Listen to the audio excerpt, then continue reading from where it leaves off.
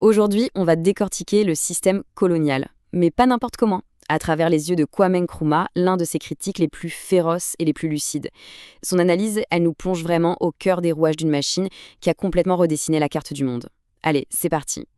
Alors comment est-ce qu'on justifiait tout ça à l'époque? Eh bien, avec cette fameuse idée, la mission civilisatrice. C'était l'histoire officielle, le grand récit qu'on racontait au monde entier. Une sorte de devoir moral que l'Europe devait soi-disant assumer. Forcément, la question se pose, et c'est exactement la question que pose Nkrumah. Est-ce que derrière cette belle façade, il n'y avait pas autre chose? Une réalité, disons, beaucoup moins glorieuse. Alors, commençons par là. Attaquons-nous à ce mythe fondateur, parce que pour Nkrumah, c'est vraiment le point de départ de tout. Pour Nkrumah, les choses sont limpides. Cette histoire de fardeau de l'homme blanc, il n'y croit pas une seconde. Pour lui, le discours parlait de morale, de civilisation. Mais la réalité sur le terrain, c'était tout autre chose. C'était un pur acte de force, qui n'avait qu'un seul et unique moteur, l'argent, l'intérêt économique et rien d'autre. Et il insiste sur un point qui est essentiel. Arrêtons, dit-il, de débattre pour savoir si le colonialisme français était mieux ou moins pire que le britannique. Du point de vue des peuples colonisés qui subissaient l'exploitation au quotidien, ça ne changeait absolument rien. La nationalité du colonisateur importait peu, le système, lui, était fondamentalement le même, rapace. Ok, maintenant qu'on a évacué la justification morale, allons voir le cœur du réacteur. La machine économique que Nkrumah décrit, celle qui était conçue pour une seule chose, extraire la richesse. Le principe est simple, mais redoutable.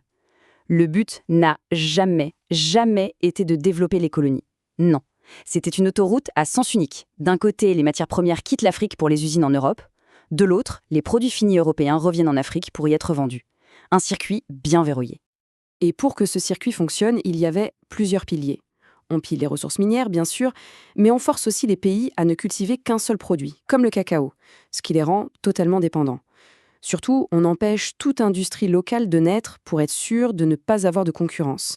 Et pour couronner le tout, les infrastructures comme les chemins de fer ne sont construites que dans un seul but, amener les ressources des mines jusqu'au port pour qu'elles quittent le continent le plus vite possible. Pour bien comprendre l'ampleur du système, regardez ce chiffre. Jusqu'en 1952, au Ghana, les énormes compagnies minières étrangères faisaient des profits astronomiques et ne payaient quasiment aucun impôt direct. Zéro. La richesse était extraite et rien, ou presque, ne restait sur place. Nkrumah donne cet exemple très concret pour montrer que c'était un système délibéré. Ce n'était pas un accident. Quand une petite industrie locale, comme cette savonnerie, essayait de s'en sortir, elle était tout simplement étouffée pour ne pas faire d'ombre aux importations européennes. L'objectif était clair, maintenir la dépendance. Bien sûr, cette machine économique n'était pas virtuelle. Elle avait qu'un coût. Et ce coût, il était avant tout humain. C'est l'autre face dévastatrice de ce système. Ces quelques mots, qu'on pouvait voir placardés un peu partout, résument tout. Ils sont le symbole d'une société basée sur la ségrégation, une hiérarchie raciale qui faisait des Africains des citoyens de seconde zone dans leur propre pays. Et cette ségrégation, elle était aussi économique. C'est ce qu'on appelait la barre de couleur.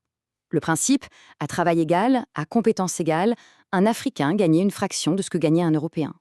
Le prétendu mythe de l'infériorité devenait une justification parfaite pour l'exploitation salariale. Et parfois, ça allait beaucoup plus loin. Dans des colonies comme l'Angola ou le Mozambique, on parlait carrément de travail forcé parfaitement légal. Les conditions étaient tellement atroces que le taux de mortalité pouvait atteindre 40%. Nkrumah n'hésite pas à parler d'un système esclavagiste qui ne dit pas son nom. Mais alors, comment on fait tenir un système pareil pendant des décennies ? Par la force, bien sûr, mais aussi grâce à une architecture politique et administrative extrêmement bien pensée pour maintenir le contrôle. La stratégie britannique de la règle indirecte est un cas d'école. L'idée est maligne. Plutôt que de tout contrôler directement, on gouverne à travers les chefs locaux. On leur donne du pouvoir, on les soutient, et en échange, ils maintiennent l'ordre. Résultat, on divise les loyautés et on empêche un sentiment d'unité nationale d'émerger. Au niveau de l'administration, c'était une autre histoire. On entendait sans cesse la même rengaine pour justifier pourquoi les Africains n'accédaient pas aux postes à responsabilité. Ils n'auraient pas les qualifications nécessaires. C'était l'excuse officielle. Sauf que, et c'est là qu'on touche au cœur du cynisme du système, le système éducatif était justement conçu pour qu'ils ne puissent jamais obtenir ces qualifications. C'est ce que Nkrumah appelle le cercle vicieux, une logique imparable qui s'auto-alimente pour maintenir le pouvoir là où il est. On arrive maintenant à la fin de l'ère coloniale. Et au moment de partir, les puissances coloniales ont joué une dernière carte, une stratégie qui a laissé des cicatrices qui sont aujourd'hui encore bien visibles. Cette stratégie, c'est la balkanisation. C'est tout simplement l'art du diviser pour mieux régner, appliqué à la décolonisation. Avant de donner l'indépendance, on s'arrange pour fragmenter les grands territoires en une multitude de petits États, souvent faibles et donc beaucoup plus faciles à influencer par la suite. Et ce n'est pas un cas isolé, loin de là, Nkrumah le montre bien. La partition de l'Inde, l'éclatement des grandes fédérations d'Afrique de l'Ouest, la stratégie a été appliquée un peu partout.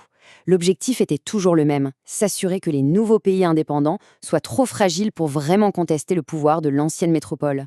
Même le Ghana, son propre pays, a failli passer.